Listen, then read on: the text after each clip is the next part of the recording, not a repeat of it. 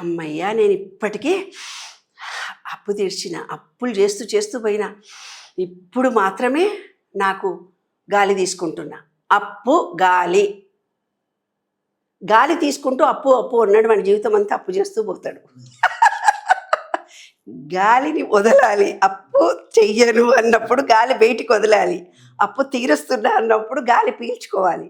అంటే చిన్న థాటులో మీ బ్రీత్ లోపలికి పోయినప్పుడు ఎలాంటి ఫీలింగు, బయటికి వచ్చినప్పుడు ఎలాంటి ఫీలింగ్, వైబ్రేషన్. అంటే మాటకొక వైబ్రేషన్ ఉంది, శ్వాసకొక వైబ్రేషన్ ఉంది, వాటర్కి ఒక వైబ్రేషన్ ఉంది, మన శరీరంలో ప్రతి కణానికి ఒక వైబ్రేషన్ ఉంది.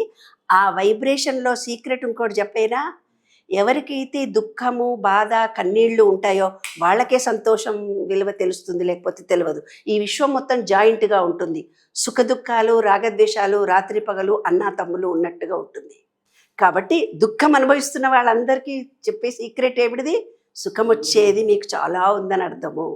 తర్వాత ఈ విశ్వానికి చెప్పాలి అంటే ఆ లెవెల్ వైబ్రేషన్తో మీరు విశ్వానికి కనెక్ట్ కావాలి, కమ్యూనికేట్ కావాలి. అంటే ఏంది, ఈ చెత్త చెదారం ఎక్కడెక్కడో పెట్టుకున్నాం కదా మనవన్నీ, అలాంటి చెత్తలన్నీ తీసేసేసి మనం ఎప్పుడు కూడాను ప్రకృతిలో ఒక ప్రేమ, ఒక కృతజ్ఞత, ఏదైతే ఒక ఇల్లు కావాలని ఒక వ్యక్తికి ఉంది, అతనికి ఇల్లు వస్తే అబ్బా నేను ఇంట్లో ఉండి ఎంత బాగా ఎంజాయ్ చేస్తున్నాను నా ఫీలింగ్ని రోజు ఇస్తూ వెళితే అతనికి ఆటోమేటిక్గా ఇల్లు వస్తుంది.